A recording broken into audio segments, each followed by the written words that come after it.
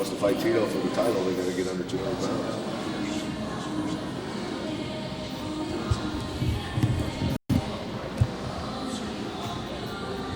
Yeah.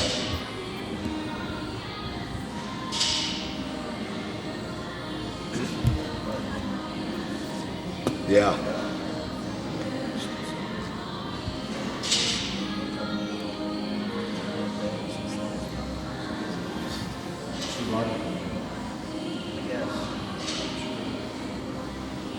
Well, that's not going to be the case because my manager will be there and Yamamoto will have to weigh in front of my manager and prove that he is that weight. And if he doesn't make weight, then in the contract it says I get 25% of his purse, and that's the way it's going to be.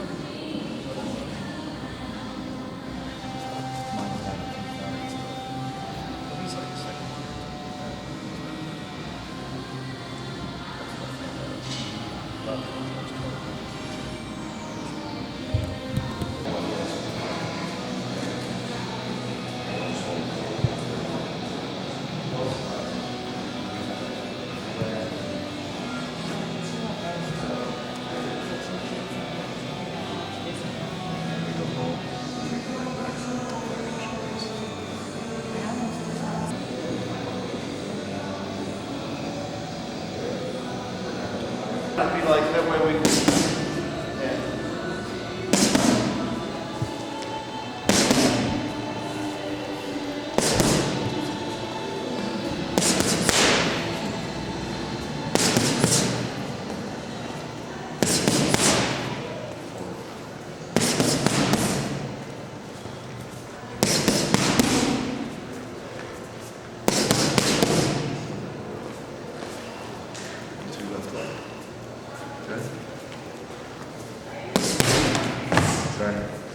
That's all.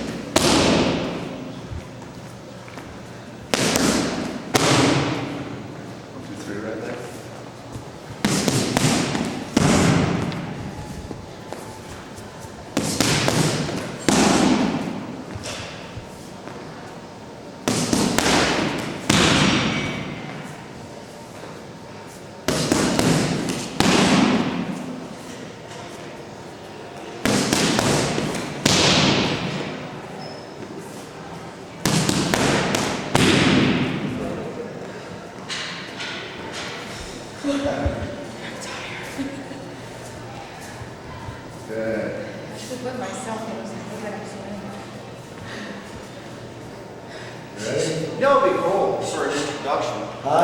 Even though it's you want to turn it for your tape inside the cage, I think it would be neat. Just thinking off the top of my head, is to have you with the pads off, and have you maybe go to grab her and 1-2 and have her take you down and choke you out, and then have you liberate the camera. No. That would be awesome. Come on. Look at that. Oh, by the way, this is my wife, Lynn. We just got married in September, and she's been training with me for 2 years. 2 years. So. She's a French Canadian. Speaks a little bit of English. I've been teaching her. God. So, okay, 4 punches. Now, right, left, right. Straight right, left hook, straight right, left leg. Okay. This one first. Step right.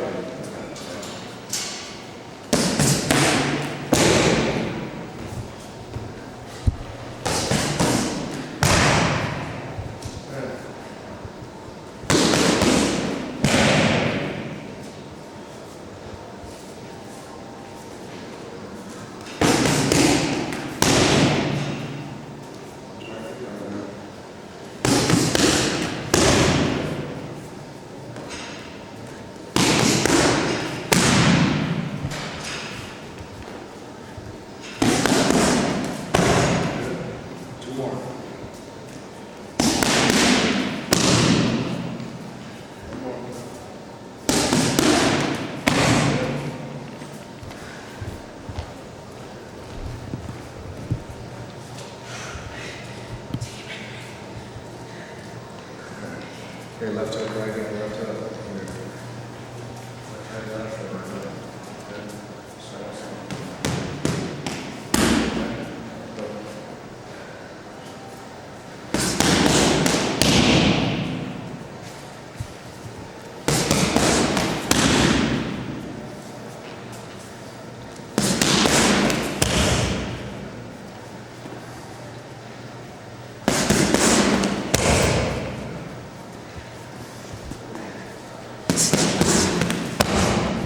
Come on. Last one. Good one. Good.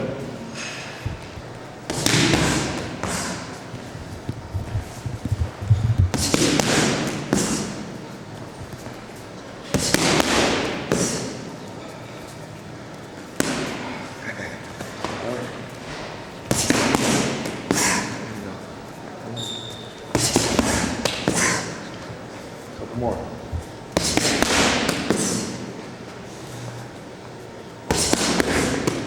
Good. Good?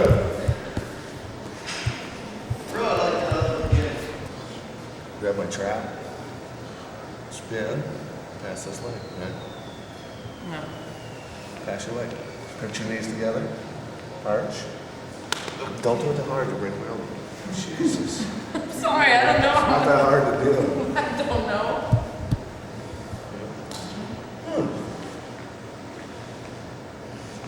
You're better than that at it. You get your hips up on the Ow. Just ow. Stop it.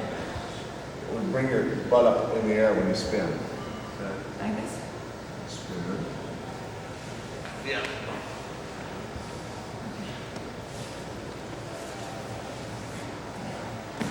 Get your butt up. So spin first. Now, hips up. There you go.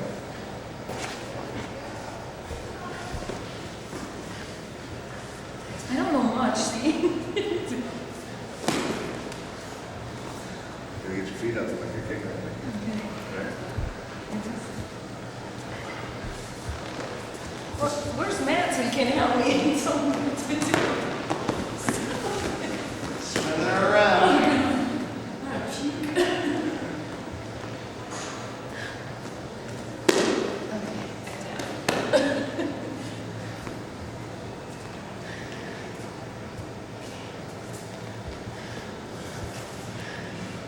Is it? Did you bring anything else? Hey, show me that one. Because I love this move. God, he's still That's very scary.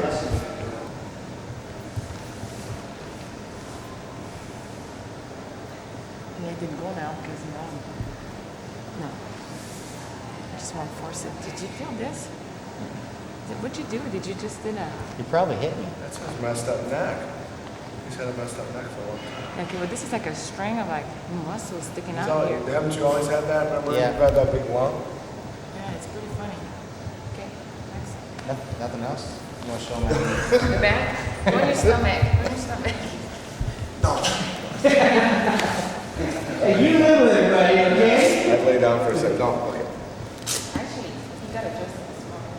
Yeah, that's true. Should adjust it. I haven't adjusted yet. Lay on your back. What do you do your neck? You jump on the back. You're supposed to be on the Oh! table. Like this.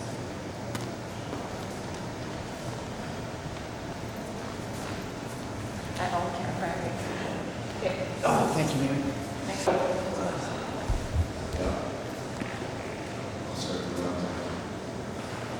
That was an easy one. I'm just really scared of it. 5 rounds of weights. It went off when I did it. We'll touch on 3.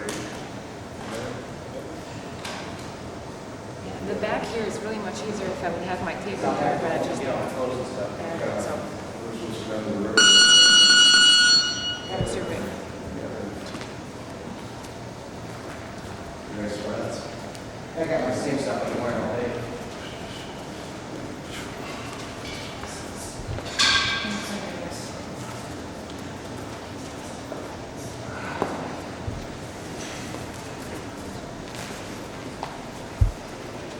Sorry.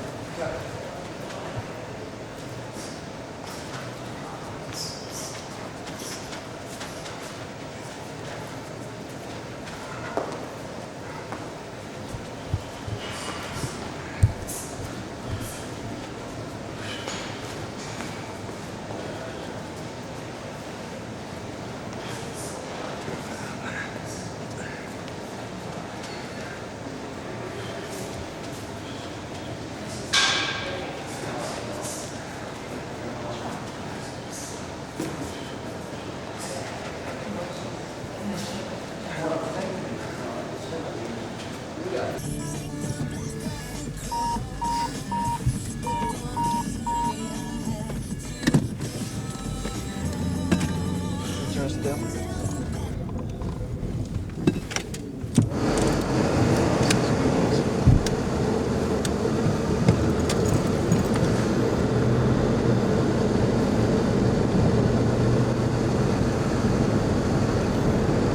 Is that Monty's car? Where? Is that? That car, Matt's driving? That's Matt's. Tap.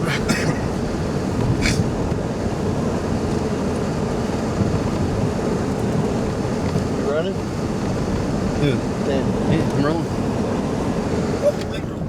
So what got you into mixed martial arts? You know, here we are at the eve. You know, we're a week away from you fighting in Japan for you're soon to be 6-time UFC champion. What got you into the mixed martial arts? Well, just being competitive my whole life and competing in sports, I guess. When I left college and wasn't wrestling anymore, I was bored and looking for a challenge, so I started getting into kickboxing, tough man contests, stuff like that. And started fighting professional kickboxing. I went to Muay Thai, and now, you know, the guy that stepped it up a level and went to the UFC type ultimate fighting stuff. And it's just, it was always a dream to compete in the UFC, and so for me, it's great to not only compete in the UFC, but to be undefeated and hold their world title belt. How big a jump is it? You know, you see a lot of guys out there who want to be mixed martial, no holds barred fighters, and what's the difference between, you see a lot of these guys doing the grappling tournaments, so that seems to become very popular, and literally going and becoming the Super Bowl, which is the Ultimate Fighting Championship. What's the difference? Everybody's, you know, capable of having great technique on the ground until they're getting punched and elbowed and kneed in the face. You know, it just varies from person to person. You know, there's great wrestlers out there who can't compete in ultimate fighting because when they get hit in the face, they panic. Same thing with submission grapplers. They start getting hit and they fall apart. Same aspect if you switch over to, you know, great strikers, kickboxers and stuff like that. Some of them are comfortable on the ground and learn the ground well. Others panic and will always panic on the ground. So it's just a matter of how adaptable you are. Where did you start? You say, you know, after high school, what did you do? You know, where did you come from in high school? What was your background like? You know, growing up as a kid, what kind of, you know, is there something that made you say, man, I want to fight? I'd always watched boxing growing up with my dad. Watching Sugar Ray Leonard and, you know, Smoking Joe Frazier was my favorite fighter when I was real little. And I suppose as I got older, I didn't have the opportunity to box. There were no boxing clubs in my town at the time. So I just stuck with wrestling and football. Football was my first love. I love football more than anything. And I expected to be a lot bigger than I am. All my brothers were 6'4" and 6'5". So I thought I was going to be playing college and pro football. So what position did you play? I played everything from quarterback to running back to defensive back to linebacker. I played nose guard even. You know. I was all-state 2 years in a row at nose guard at 165 pounds. So it's kind of funny. But did we lose Matt? He's back there. He is? Yep.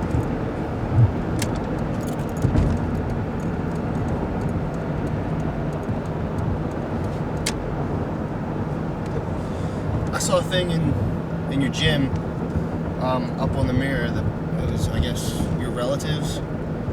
Yeah, my Uncle Myler. All the old boxing pictures in there pretty much are all the old pictures of the boxer in there, besides Jack Dempsey and Joe Louis. The other pictures are all of my uncle, who was on the 1932 Olympic boxing team. And, What was his name? John Miletich, but he changed it to Myler. His last name he changed to Myler, so his mother didn't know he was fighting, and also because the ring announcers couldn't pronounce Miletich correctly. So, and I go through that now and then, you know, with people trying to pronounce my name. I know how he felt. But he fought twice for the world title at light heavyweight, 175 pounds. Fought Maxie Rosenblum. From all accounts of people that, you know, wrote about the fight, the journalists, the sports reporters and things like that, of the old articles I have, say that my uncle whipped him once, but they called it a draw. And then the second time was a split decision, which they thought actually was a draw. So, as far as I'm concerned, my uncle was, or my great uncle, I should say, was a world light heavyweight champion in boxing.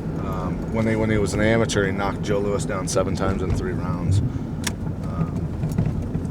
the Olympic trials. So he could box, and I remembered him when I was a little kid. I remembered seeing him at family reunions. Always kind of wanted to be like him. So I noticed you have a picture of Jack Lambert in your gym. Is he one of your favorite football players? Oh yeah. Well, Jack Lambert was a undersized linebacker who was the toughest linebacker that was walking the planet at that time. I mean, the guy had like 4 teeth left in his head from hitting so hard, you know. It was unbelievable, and the intensity, there was just nobody like him at the time. And I really enjoyed watching him play. And when I played football, I just tried to play with him with reckless abandon and run people over and stuff like that, and it kind of carries over into my fighting as far as, you know, at least early in my career, I fought crazy. I just attacked people and just never stopped, mainly because there were no time limits. So I figured... So would you say it's a different kind of fight with time limits and without them? You have to be smart, you know, and win each round and make sure you do. And the thing is people, you know, have the endurance to go. You know, I suppose the athletes are much better now, so you have to be a little more cautious. And you just have to be careful not to completely burn yourself out. If you gas yourself out, you know, going too wild, then you get yourself in trouble. So here we are at the Mississippi River. I'm gonna film this right up here.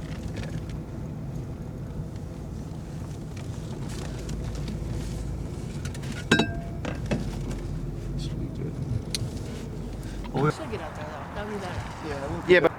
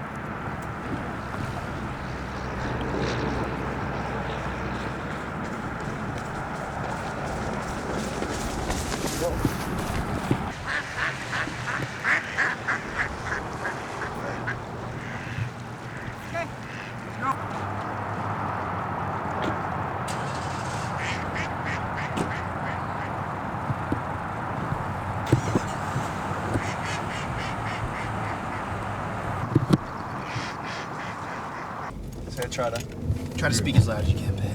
Yeah, that's the problem. I can't very good. I just try to make all my guys as good a fighter as I can, as fast as I can. You know, obviously it takes time to become a good fighter, but there are some people who are kind of known for hiding techniques from their students and things like that, and kind of having an ego problem with their students getting better than them, or their fighters. And I don't have a problem with that. I figure if the guys that I train can beat me, then I've done my job. That's just the way I've always looked at it. And I know a lot of people that train people or teach martial arts that simply flat out hide stuff from their students, you know. And I think that's wrong, definitely. What would you call your style? You have a hybrid style. There's no question. Would you say it's a mix of what? It's a mix of obviously wrestling, boxing. American wrestling. Yeah, American wrestling. Folk style and freestyle wrestling. Some Greco-Roman. Basically whatever works in wrestling that we've used. Boxing. Muay Thai kickboxing. Also Brazilian Jiu-Jitsu, Russian Sambo. So it's just a wide variety of stuff, you know. And I have a 3rd-degree black belt in Shorin karate, but I've never used it. I don't think at all in the ring. I think I used a ridge hand one time early on in my career, and I actually cut a guy with it, cut him over the eye. But for the most part, I just stick with the good solid wrestling, Muay Thai, boxing, Jiu-Jitsu, Sambo, and then what works from each one of those systems, basically. So it's the way I look at it is I'm not a practitioner of any particular art. I'm a fighter, you know, and that's what it's going to be categorized as now, is mixed martial arts fighters. Not he's a jiu-jitsu specialist or he's this or he's that. You just got to be good at everything, or you're not going to win. At least not very often.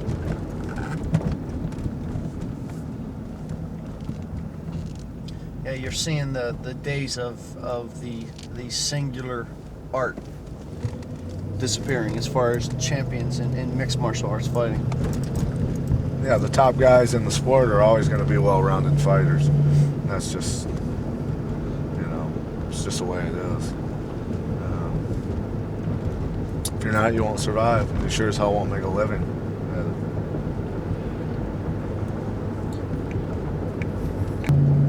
What'd you do there?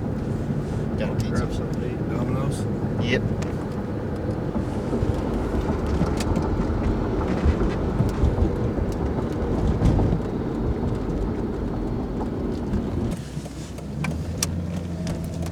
She's following us, damn it. Get the hell out of from behind me. I'll pull That's over. not even in behind them. See, he's probably talking before he even got the car started. Oops. Did you record that? But he's just. Sure would be nice to see. Yeah, I'm just gonna hold this like this. Yeah. Put us on the other side of the equator. Had a beautiful Iowa night. Getting a bit chilly here in the cornfields. Getting pumped up. We're ready to go to the Iowa State meet. Big rivalry here. Big wrestling meet. Carver Hawkeye Arena, Iowa City, Iowa. Growing up watching these guys battle each other every year. Good motivation the week before our fights. Get us pumped up.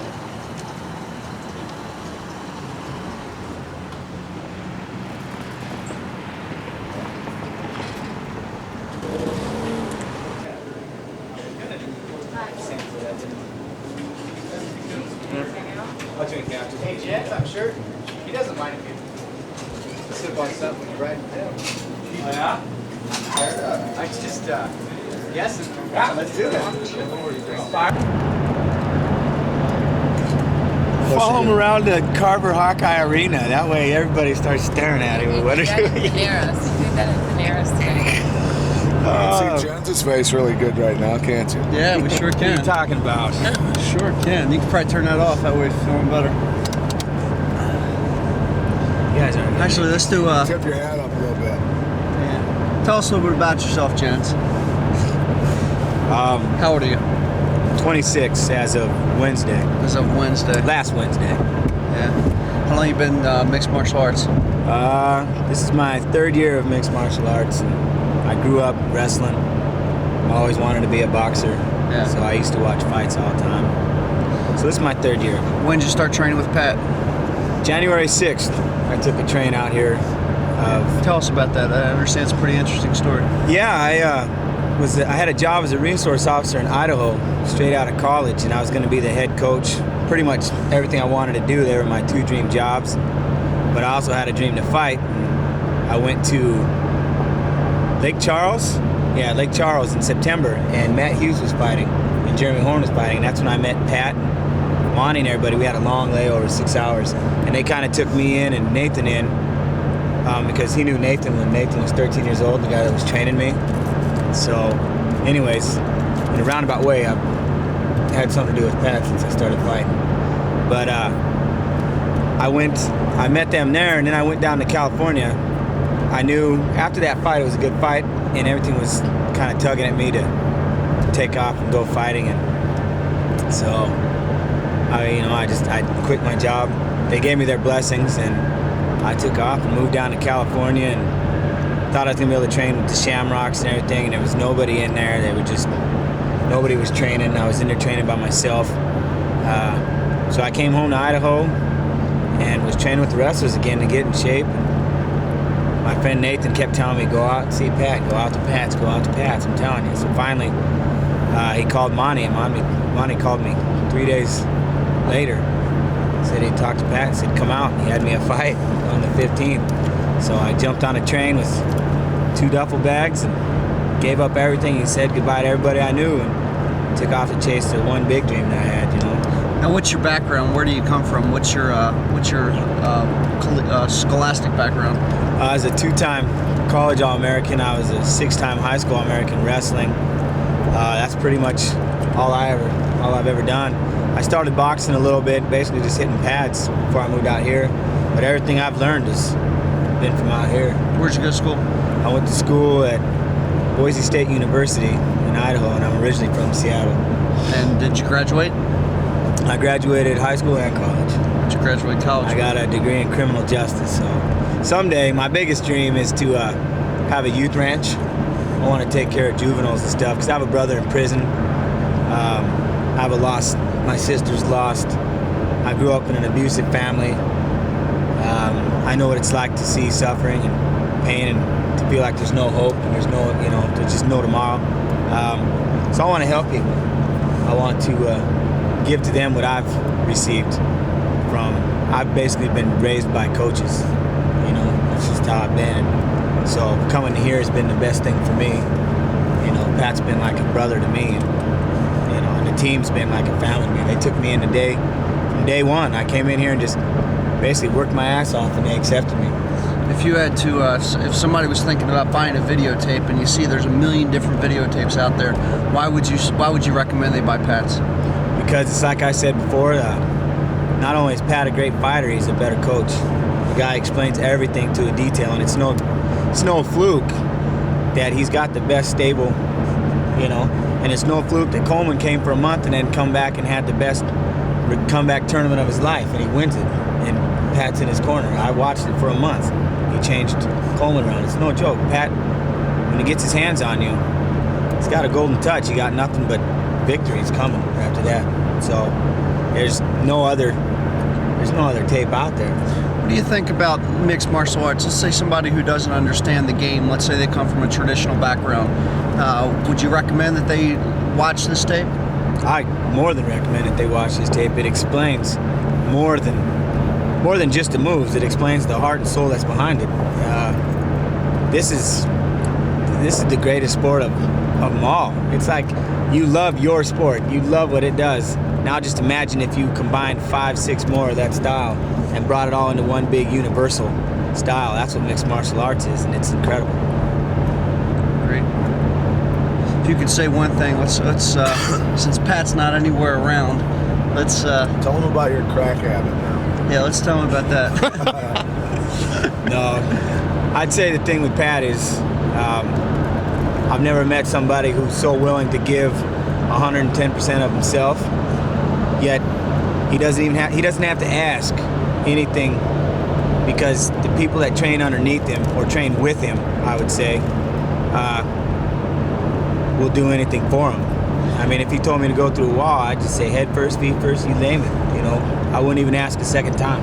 There's a lot of people out there who hear, when they hear testimonials like this from people, they think, well, this is just another guy, this is just one of his followers, somebody who's never done anything. Why don't you kind of tell the viewing audience a little bit about yourself as far as what you've done in the mixed martial arts arena all the way up until recently? I'm knocking people out. I'm winning.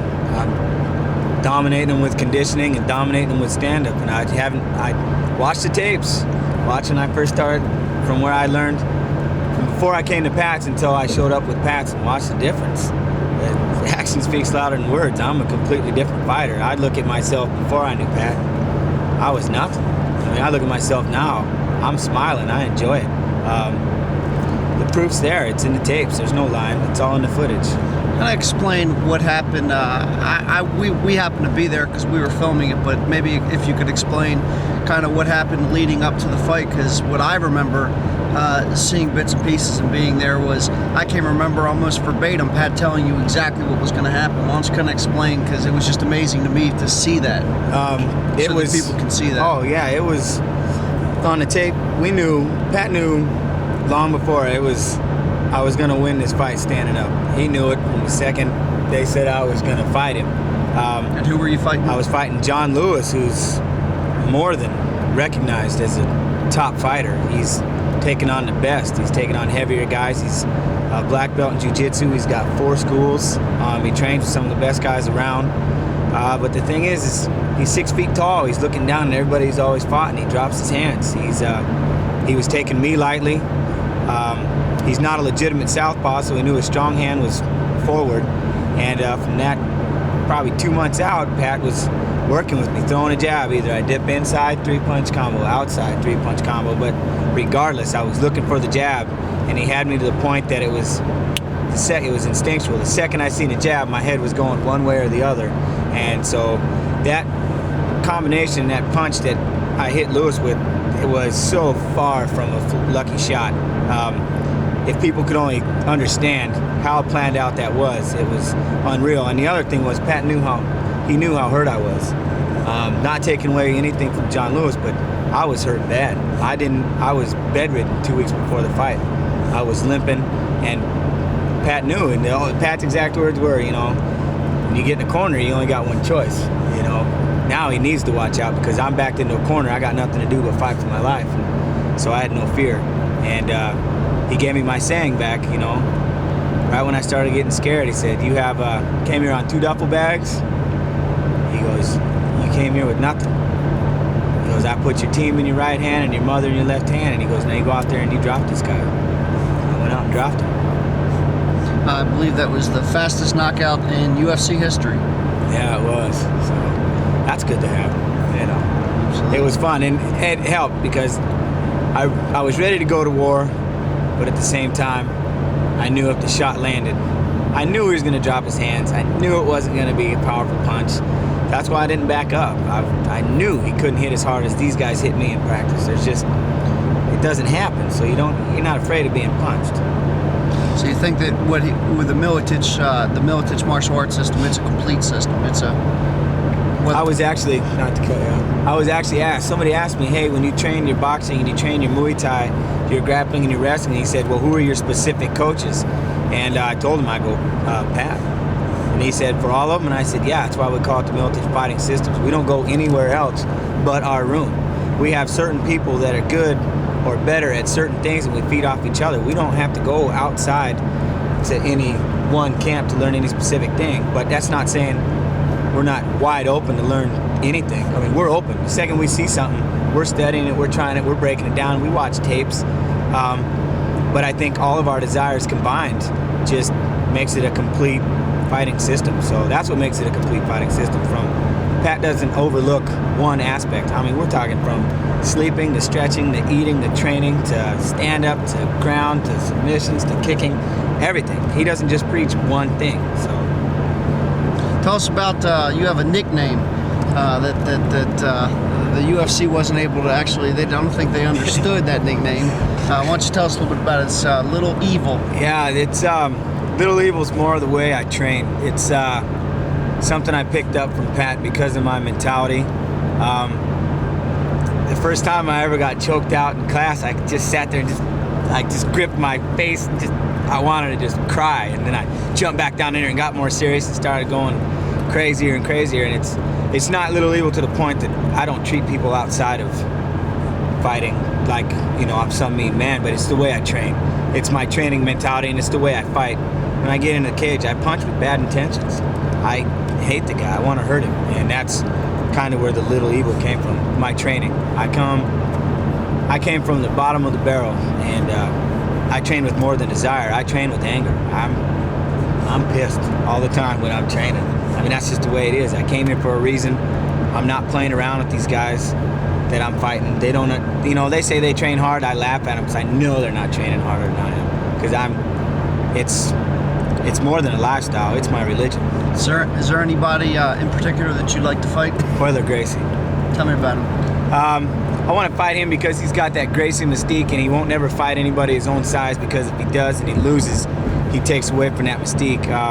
He's only fought one time yet, and they're still trying to rank him number one. He fights Sakuraba, and they're going to try and put him number one at the 50 pounders. I want to stomp on him like I did Jao Hawk, and I'd like to see him someday fight me. I'd like to be the first one to ever beat him at his own weight class and take away all excuses and take away that Gracie mystique. So, do you have any questions? Do you have any words you'd like to say to Royler?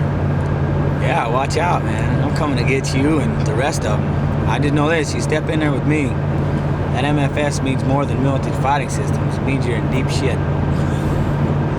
Cool. That's good for now. I'm sorry. That's what you're gonna hear. I know. I was waiting for it too. You gotta ask me the questions. I can't just start rambling. That's all right. I'm terrible. I gotta think about it. Yeah. Man, I'm really good till that camera. I was terrible. I'm great behind the camera. Yeah, Oh my Chris. God. Huh? Go. He's got to have enough battery for the Iowa State. Okay. What's your observations on Pat's training leading up to the Yamamoto fight? He's getting trim. He's looking good, actually. He's been working a lot on his conditioning, and he's doing something good this time. He's getting his weight down before the fight, which is something that I personally like to see. I was there in Cedar Rapids.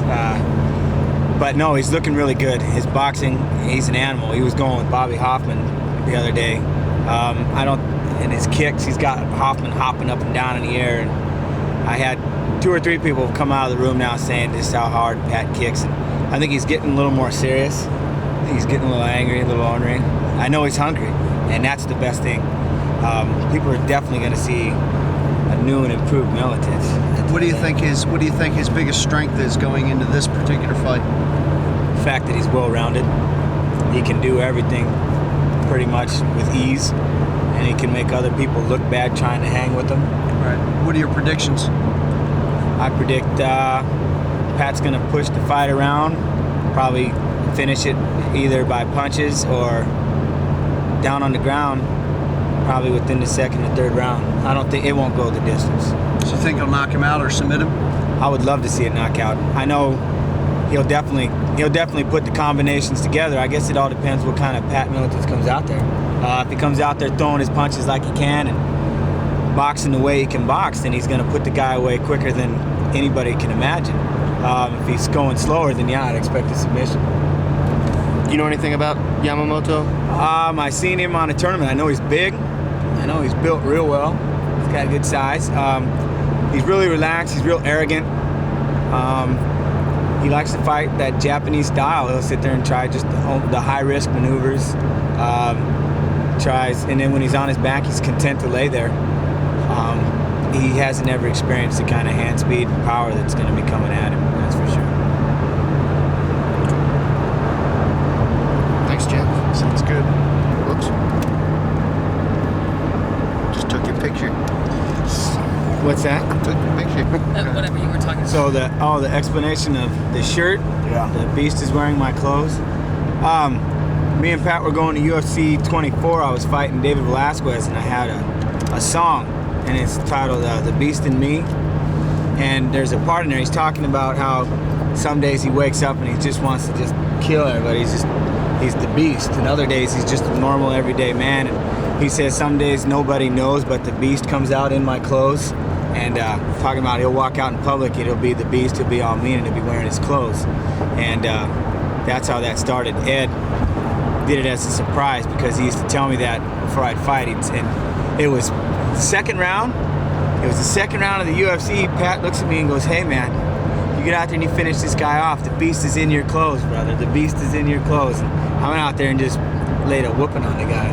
after that. So after that, it was just Ed made the shirt. The Beast is wearing my clothes. So Ed's your friend. Ed Conley, my friend. Yeah, it's more of a Jekyll and Hyde deal. I want to ask you another question then relating to that. You talk about how you train with anger, and when you're out there in the ring with the guy, you're out to lay blood. But a lot of people see that as, all the naysayers of the sport see that as being something, negative to the sport.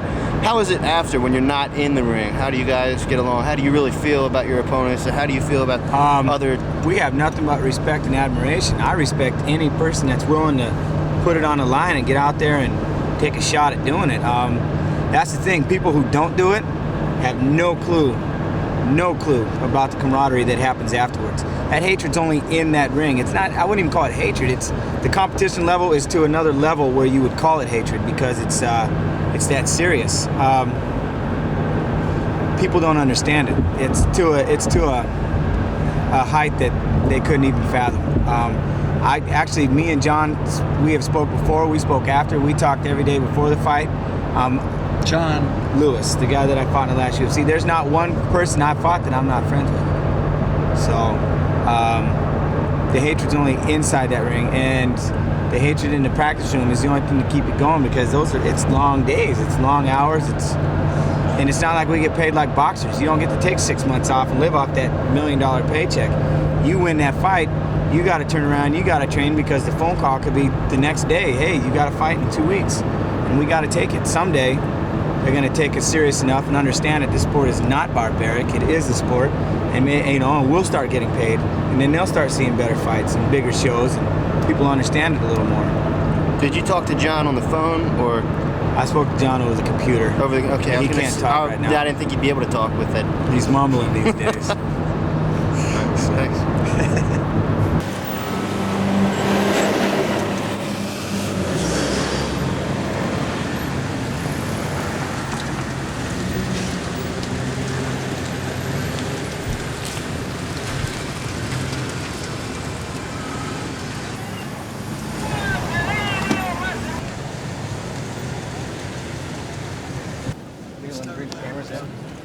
Here we are at the Iowa State Wrestling Pulver meeting. Hawkeye Arena. Iowa City, Iowa.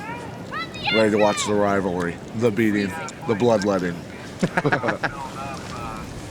Who's taking who? She needs 2 flashlights, Daddy.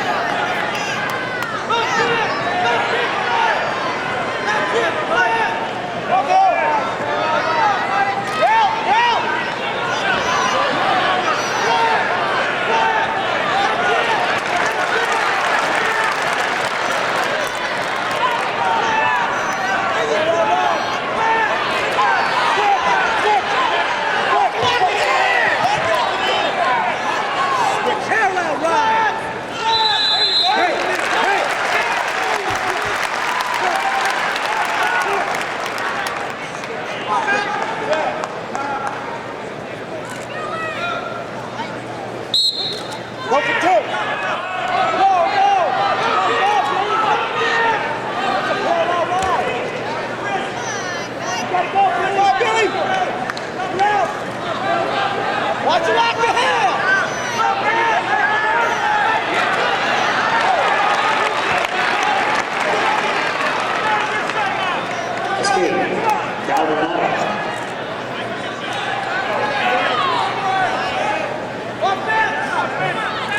Get a hold of it. Pull up.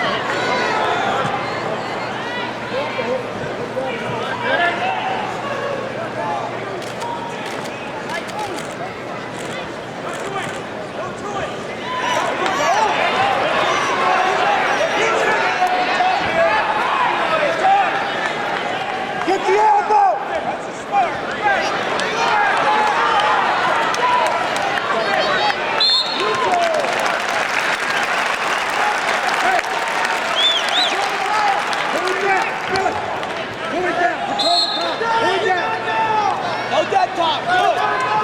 Single cover, untouched, coming to the leg, coming to the leg. Push pull, Bill!